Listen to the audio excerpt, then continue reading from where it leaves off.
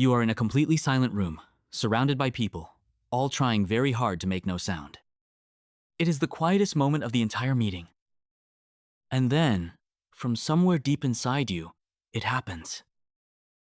Your stomach lets out a long, wet, unmistakable growl. Everyone hears it. Everyone pretends they didn't. You didn't press a button. You didn't ask for this. Here's the part nobody mentions. Your body is making noise right now as you watch this. Dozens of tiny sounds, most of them too quiet for you to notice. You are, technically, a leaking, gurgling, popping bag of biology. Every one of these noises has a name and a reason. Some are your gut, some are gas, some are your bones. And one of them is your body quietly warning you that something is wrong. Stay with me. We are going to go through every strange noise you make, from head to gut. By the end, none of them will ever sound random again. Let's start with the loudest, most embarrassing one. The growl. That rumble has an actual scientific name, Borborygmi. It comes from ancient Greek, and it literally just means rumbling. The Greeks basically named the sound by imitating it. Here's the twist. Hunger is not what causes it. Your stomach and intestines are hollow tubes, several meters long. All day, they squeeze and push their contents along in slow waves. This muscle wave is called peristalsis. As those muscles squeeze, they push a mix of food, liquid, and gas. And gas trapped in a moving tube does exactly what you'd expect. It gurgles. So the growl isn't your stomach begging for food. It's just plumbing.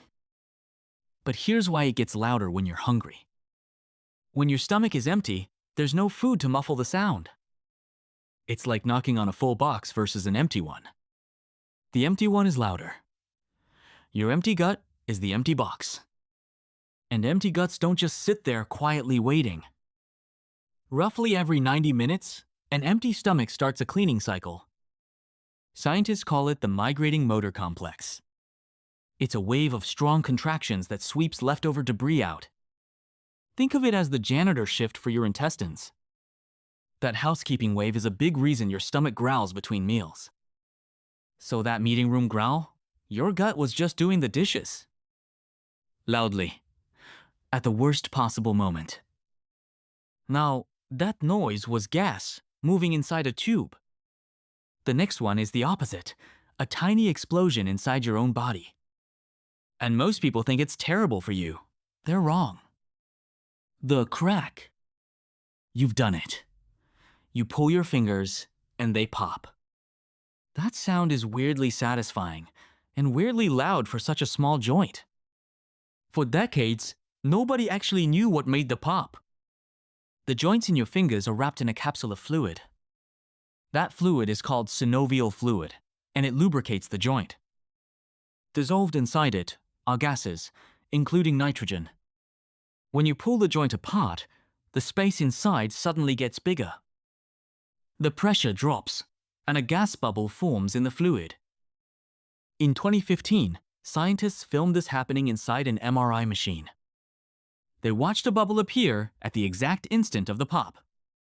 So the crack is the sound of a bubble forming, not bones grinding. Which brings us to the myth your grandmother definitely told you. Crack your knuckles, she warned, and you'll get arthritis when you're old. One doctor named Donald Unger decided to put that warning to the test himself. Every day, twice a day, he cracked only his left hand for over 60 years. That's more than 36,500 deliberate cracks on one hand and 0 on the other. The result? No arthritis in either hand. No difference at all. In 2009, he won an Ig Nobel Prize, the award for science that makes you laugh, then think. So crack away, it does nothing. Your next noise, though, takes over your whole chest. Meet the hiccup. A noise that fires, whether you want it or not. It starts in your diaphragm, the dome of muscle under your lungs that powers every breath. Something irritates it, and it suddenly spasms, yanking a gulp of air down your throat. A flap in your throat snaps shut on that air, and that snap is the hic. Eat too fast, gulp a fizzy drink, laugh too hard, any of it sets off the reflex.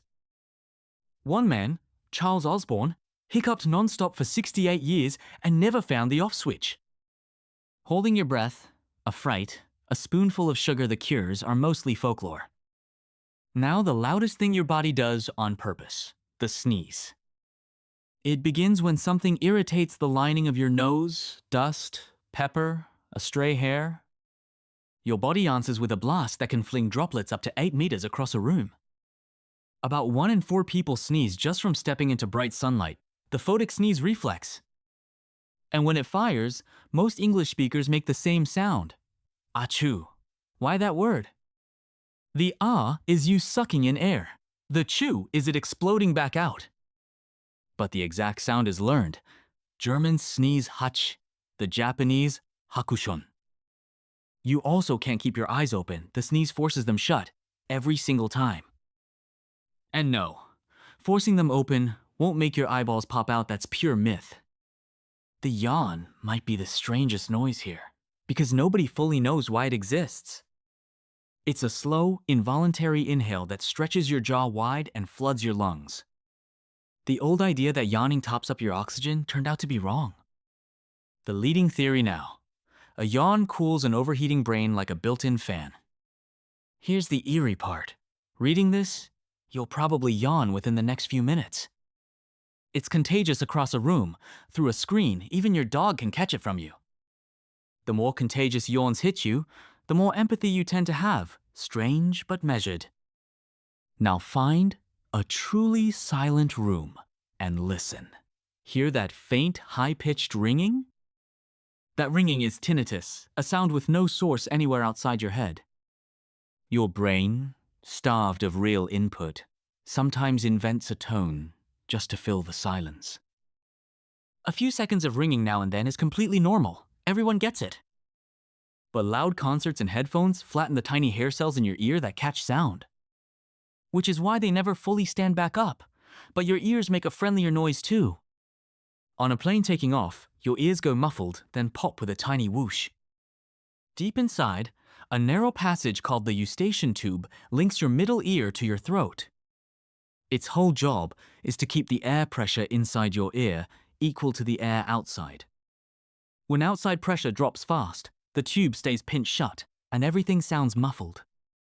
Swallow or yawn, the tube flicks open, pressure snaps even, and that click is the pop. That one you can control. The next noise, you make for hours and never once hear. Snoring is the loudest sound most people make, and the only listeners are everyone else. As you sleep, the soft tissue at the back of your throat goes slack and floppy. Air squeezes past it and makes that loose tissue flap and rattle like a tiny sail. Usually it's harmless, though very loud snoring with gasps can hint at sleep apnea. But most of your creaks come from somewhere simpler, the hinges of your own skeleton. Open wide, and your jaw might click a sharp little pop right beside your ear. That's the jaw joint's cushioning disc slipping over the bone as it moves. Stand up after sitting a while and your knees crackle, doctors call that crepitus. It's usually just gas bubbles or tendons snapping over bone, painless and pointless. None of it means anything. Even the whistle coming out of your nose is innocent. When you're congested, each breath can whistle a thin, high note from one nostril. Dried mucus narrows the passage, and fast air through a tight gap always sings. And beneath all of it runs a symphony you never consciously hear at all. A doctor with a stethoscope hears the whole concert, including the one note that means trouble. So here it is, the one sound on this entire list that means something might be wrong. Almost everything your body does is plumbing, gas, or friction, harmless by design. But sometimes, people hear a sound with a beat, a rhythmic whoosh, over and over. Not a steady ring like ordinary tinnitus, a pulse. Whoosh, whoosh, whoosh. And here's the unsettling part. It lines up perfectly with your heartbeat. Doctors call it pulsatile tinnitus, tinnitus that throbs in time with your pulse. Ordinary ringing is your brain inventing a tone out of silence. This is different. This is a real sound, and it has a real source. You are hearing your own blood move. Blood normally flows through your vessels smoothly and silently, like water in a wide pipe. But squeeze that pipe, and smooth flow turns into turbulence. Turbulent blood is noisy blood, and right beside your ear, you can actually hear it. A narrowed vessel, a kink, or a knot of extra vessels, anything that makes the flow rough. The blood rushes past, the vessel walls vibrate, and your ear picks up the whoosh. It beats in time with your heart, because that is exactly what is driving it. Sometimes a doctor can hear it too, pressing a stethoscope to the side of your neck. A sound the physician can hear from outside is called objective tinnitus, rare and telling. Now, before you press your ear to a wall in a panic breathe, most pulsatile tinnitus is completely harmless, with a very ordinary cause behind it. High blood pressure can push blood hard enough for your ear to catch the sound. Pregnancy raises your blood volume, and that can do exactly the same thing. So can anemia, when thin blood ends up moving faster than usual. Sometimes it's nothing more than an ear canal that sits a little too open. But occasionally, it flags a vessel a doctor should genuinely take a look at. That is why it's the one noise on this whole list worth saying out loud. Every other sound today was simply your body running exactly as it should. All those other sounds were just the machine quietly keeping itself clean.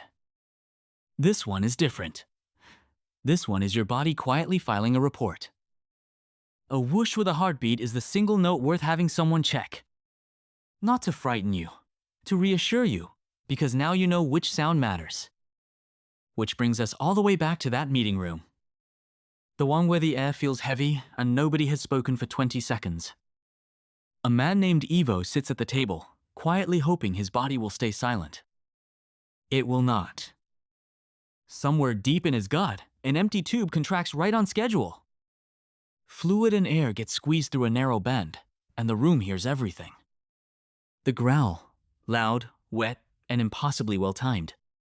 A month ago, Ivo would have died a little inside. But Ivo has watched this whole thing. Ivo knows things now. He knows that sound has a name, Borborygmi. He knows it isn't hunger, it's the migrating motor complex, sweeping the pipes clean. A tiny cleanup crew that clocks in every 90 minutes, whether he's eaten or not. He knows it's loud precisely because his stomach is empty, not because he's starving. So, Ivo does something radical. He does not apologize. And then, he really listens to the room. For the first time, he hears it. The colleague across the table swallows, and her throat clicks softly. Someone in the corner stifles a yawn, jaw popping on the way down. A man by the window breathes through a faint high whistle in his nose. 2 seats over, a knee shifts, and a joint gives a quiet snap. Ears adjusting. Sinuses draining 12 quiet pumps and valves, all running at once. The silent meeting room was never actually silent. Nobody's body ever is. You are sitting in a chorus of plumbing right now, and so is everyone near you. A soft machine that quietly runs itself every second and never once shuts off. And you will never quite unhear it again. Sorry about that. Ivo's stomach growls a second time, even louder than before. He just shrugs, lets it happen, and for once feels no need to apologize.